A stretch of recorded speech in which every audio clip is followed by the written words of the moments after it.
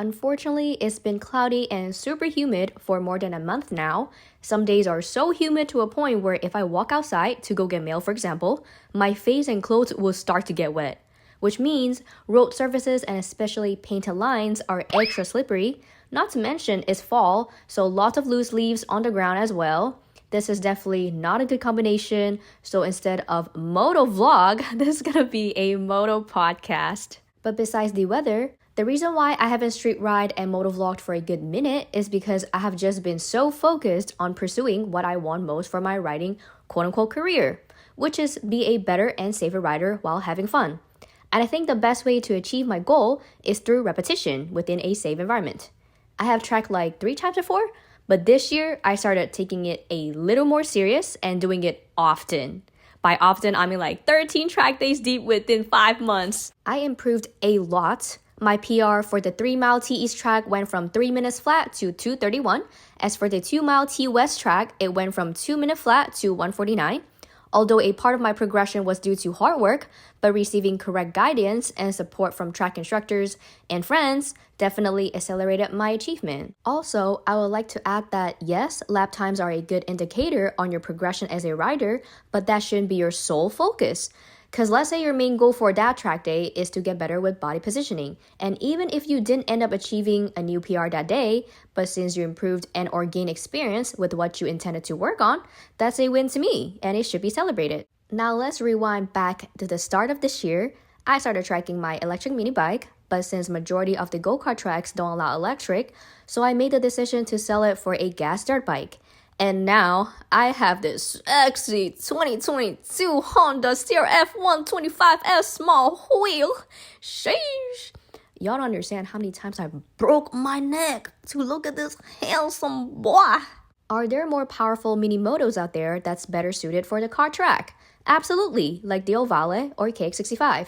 But the reason why I chose what I chose is because, number one, I've tracked a KX before. Since I'm a noob, but mainly a trash rider, it was very challenging for me to grasp the 2-strokes non-linear power band, so I knew I wanted a 4-stroke. Number two, I am not mechanically inclined at all, so I wanted a reliable bike that has as little components that could go wrong as possible, so fuel injected instead of carbureted. Number three, a short enough bike that I can tippy-toe on both sides, so it won't be a struggle to kickstart it.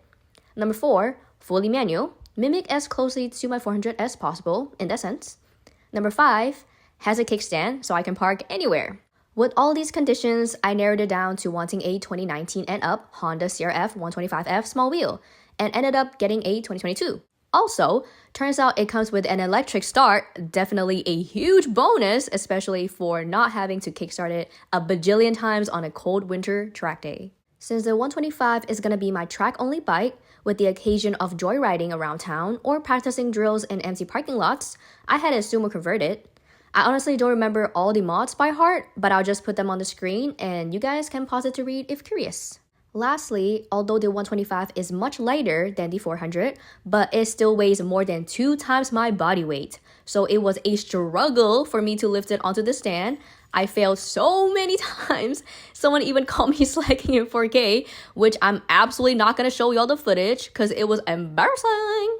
Also, I'm short. I cannot lift it like everybody else. I had to scoop my forearm underneath the tail and lift it in a weird way, which bruised my forearm every single time. Talk about sacrifices you make for the things you love. But yeah, that's why my lazy big back head ass started going back to the gym. And within 2 weeks, I can get the bike onto the stand first try, which I was proud of myself for that. Now I just gotta build more muscle and it should get easier and easier. Oh, and besides strength, I'm also training for better mobility and endurance for next track season. Yay! Like I mentioned earlier, because I'm short, I kind of lift the bike up on and off the dirt bike stand like regular height people. So like this way, I have to put my forearm underneath the tail and like, grab it on and off, which I'll demonstrate later. And because there's 2 grooves underneath the tail and this bike is almost 200 pounds, so my arm does get 2 bruises from the grooves here, and obviously it hurts. But I found this one spatula and I have been using it to put on my forearm to help like redistribute part of the weight across more evenly. So my bruises are not as prominent, but I still get bruises, but it's better than nothing,